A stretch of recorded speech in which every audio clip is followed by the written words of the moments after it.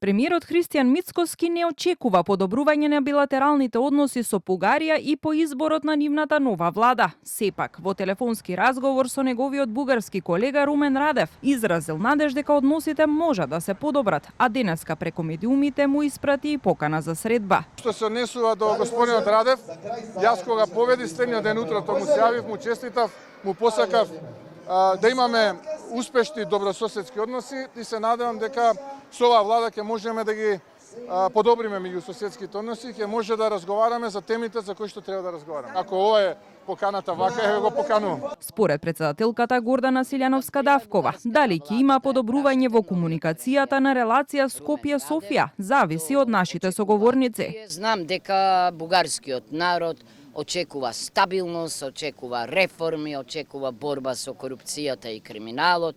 До сега владите беа настабилни, нема одговорност, личија на оние на Третата и Четвртата Француска република, а ние ќе имаме соговорник стабилен со кој што ќе можеме да разговараме. Јас можам да кажам дека секогаш бонафиде разговарам, а дали очекувам подобрување на односите ќе зависи од соговорниците. Честитки за новоформираната бугарска влада и надеж за подобри билатерални односи испрати лидерот на СДСМ Венко Филипче преку социјална платформа. Се надеваме дека новата бугарска влада ќе покаже конструктивен и разумен пристап кон Македонија со цел градење добрососедски односи кои ќе бидат во интерес на граѓаните и на двете држави, без какво било загрозување на македонскиот национален идентитет, јазик и култура.